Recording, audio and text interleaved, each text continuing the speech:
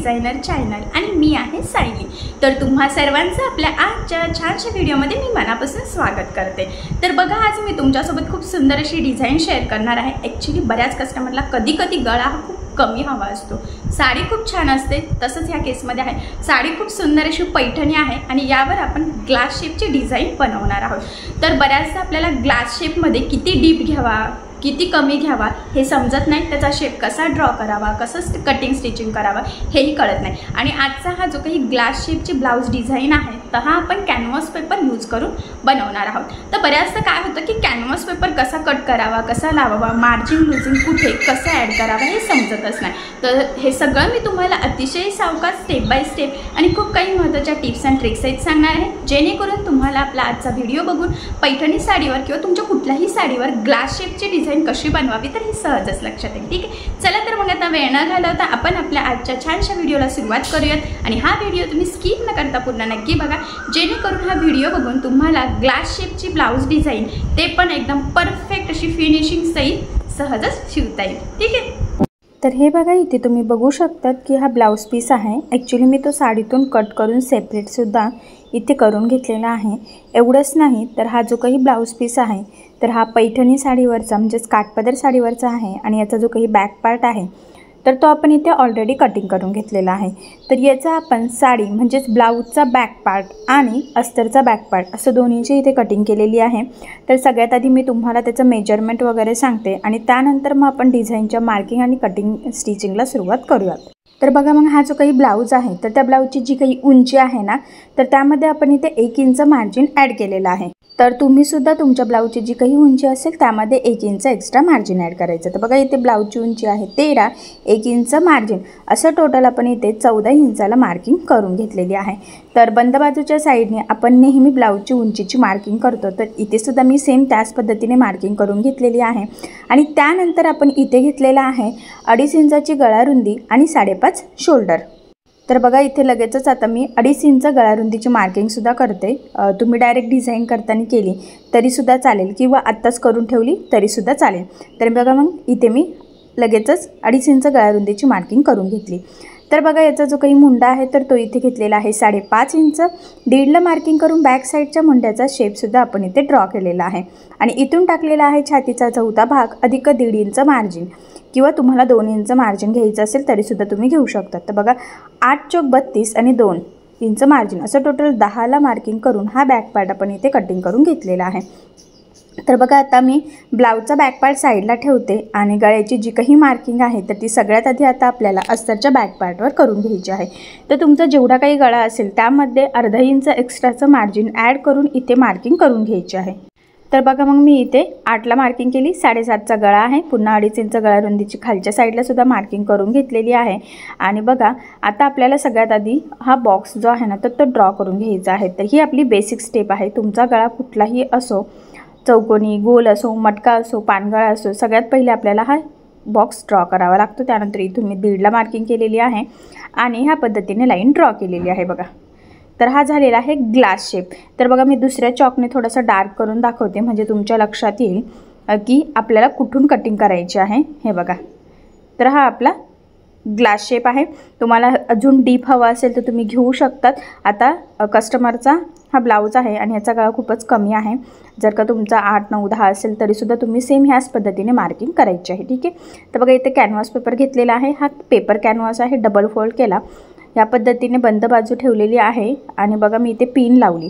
आता ही पिन लावल्यानंतर faint गळ्याची marking दिसते बघा, तर ती फक्त आपल्याला ह्या पद्धतीने लाईननी ड्रॉ करून घ्यायची आहे, कारण कॅनव्हास पेपर लावून आपल्याला हा जो काही डिझाईनचा गळा आहे तर तो ड्रॉ करायचा आहे, म्हणजे स्टिच पण करायचं आहे। आणि बघा, 1 इंच एक्स्ट्राचं मार्जिन ठेवून आपण कडेने सुद्धा मार्किंग करून घेतलेली आहे। आता मी ही पिन काढते आणि तीच मार्किंग कॅनव्हास पेपरच्या दुसऱ्या साईडला फेंट दिसते तर ती मी डार्क करून घेते। या स्टेपने काय होतं की आपला सेंटर बसून गळा दोन्ही साईडने सेम प्रॉपर असा रेडी होतो। तर बघा, मग 1 इंचाचं मार्जिन जिथे होतं ना तिथून आपण हा गळा कटिंगला सुरुवात केलेला आहे आणि ह्या पद्धतीने आता आपण इथे पेपर कॅनव्हास गळ्याचा कट केला। आता काय करायचं आहे आपल्याला, बघा, ब्लाऊजचा जो काही मेन फॅब्रिक म्हणजे ब्लाऊज पीसचा बॅक पार्ट आणि अस्तरचा बॅक पार्ट सगळ्यात आधी आपल्याला इथे एकमेकाला जोडून घ्यायचं आहे। त्यासाठी बघा आपण जो काही ब्लाऊजचा बॅक पार्ट आहे तर तो सरळ ठेवला आणि त्यावर आपण कटिंग केलेला जो काही आपला अस्तरचा बॅक पार्ट आहे तर तो ठेवून घेतला आणि सगळ्यात आधी आपल्याला खालच्या साईडला बघा साधारणतः अर्धा इंचाचं मार्जिन ठेवून ह्या पद्धतीने एक टीप मारून घ्यायची आहे। कॅनव्हास गळा आहे त्यामुळे तर बघा मी पिन लावली होती म्हणजे हलायला नको, तिरकं वगैरे जायला नको यासाठी। खाली थोडंफार एक्स्ट्राचं जे काही मेन फॅब्रिक एक्स्ट्राचं असेल तर ते कट करायचं आणि या पद्धतीने हा बॅक पार्ट सरळ करून सगळ्यात आधी आपल्याला इथे खालच्या साईडला एक दाबटीप देऊन घ्यायची आहे। आणि महत्त्वाचं म्हणजे दाबटीप देताना काळजी घ्यायची आहे की अस्तरचा आतला जो काही कपडा आहे तर तो वरती दिसणार नाही, जेणेकरून आपली बॅक पार्टची फिनिशिंग वगैरे बिघडायला नको। यासाठी ही खूप महत्त्वाची टीप आहे, सो ही तुम्ही नक्की फॉलो करायची आहे। यानी फिनिशिंगसुद्धा छान येते आणि फिटिंगसुद्धा परफेक्ट अशी येते। तर बघा इथे दाबटीप देऊन घेतलेली आहे। आता यानंतर आपल्याला काय करायचं बघा, हे ह्या पद्धतीने करून कडेकडेने मेन फॅब्रिक आणि अस्तरचं बॅक पार्ट जेवढं शक्य आहे तेवढं कमीत कमी मार्जिन पकडत आपल्याला जोडून घ्यायचं आहे।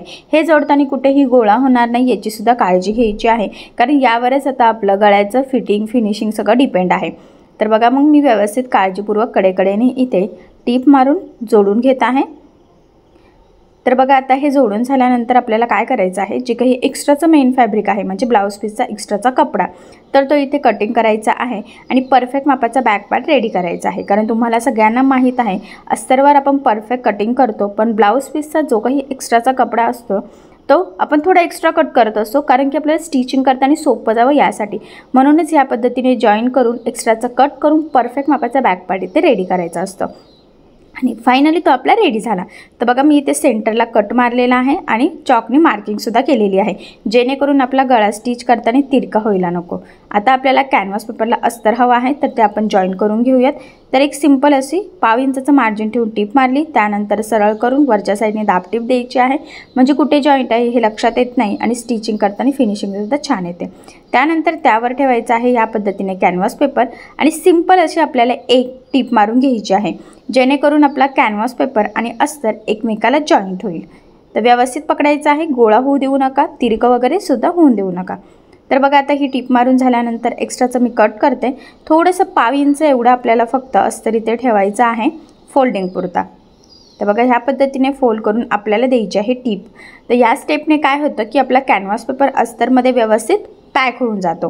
तर बघा मग प्रॉपर असं फिनिशिंग सहित व्यवस्थित थोडं थोडं पकडत आपल्याला हा गळा इथे रेडी करून घ्यायचा असतो।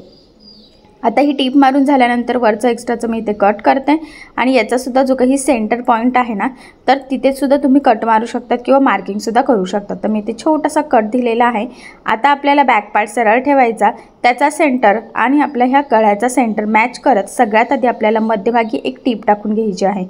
यात स्टेपने काय होतं की सेंटरपासून दोन्ही साईडला आपला गळा सेम होतो, तिरका वगैरे होत नाही, जेणेकरून शोल्डर उतरण्याचे सुद्धा चान्सेस राहत नाही। आणि त्यानंतर आपण जी काही मार्किंग केलेली आहे एक्झॅक्टली त्याच मार्किंगवर इथे आपल्याला टीप मारून घ्यायची आहे। तर बघा मग प्रॉपर असं व्यवस्थित एकसारखं मी इथे टीप टाकून घेत आहे। तुम्हीसुद्धा तुमचा जो शेप असेल त्यावर इथे टीप मारून घ्यायची आहे। आता ही टीप मारून झाल्यानंतर आपल्याला साधारणतः पाव इंचाचं मार्जिन ठेवत किंवा एक लाईन एवढं म्हटलं तरीसुद्धा चालेल, बाकीचं एक्स्ट्राचं सगळं कट करून घ्यायचं आहे, फक्त थोडंसं किंचित मार्जिन ठेवलं आणि ते कट झाल्यानंतर इथे द्यायचे आहे छोटे छोटे कट्स, जेणेकरून ज्यावेळेस आपण हा कॅनव्हास पेपर आतमध्ये फोल्ड करू तर तो प्रॉपर असा फिनिशिंग सहित फोल्ड व्हावा आणि शेपसुद्धा व्यवस्थित यावा यासाठी। तर बघा ह्या पद्धतीने मग मी इथे फोल्ड करून घेते, वरच्या साईडने व्यवस्थित प्रेससुद्धा करून घ्यायचं आहे आणि आता आपल्याला द्यायची आहे गळ्याच्या साईडला दाबटीप। तर बघा लक्षात राहू द्या, दाबटीप देताना इथे काळजी घ्यायची आहे की अस्तर कॅनव्हास पेपर याचं जे काही आतला मटेरियल आहे तर ते वरती दिसणार नाही, जेणेकरून आपली गळ्याची फिनिशिंग बिघडायला नको। फिनिशिंगसाठी ही खूप महत्त्वाची टीप आहे, सो ही तुम्ही नक्की फॉलो करायची आहे। तर बघा मग प्रॉपर फिनिशिंग सहित इथे मी दाबटीप देऊन घेतलेली आहे। तुम्हाला वाटत असेल तर पाव इंचाचं मार्जिन ठेवून शेजारून अजून एक टीप तुम्ही टाकू शकतात किंवा नाही टाकली तरीसुद्धा चालते। तर इथे मी काय लगेच आता एक्स्ट्राची टीप टाकून घेत नाही आहे, ठीक आहे। इथपर्यंत नक्कीच तुमच्या लक्षात आले असेल। त्यानंतर आपल्याला इथून सेंटरपासून टक्सची मार्किंग करायची, तर सेंटरपासून 4.5 आणि उभं 4 किंवा 4.5चा टक्स तुम्ही घेऊ शकतात।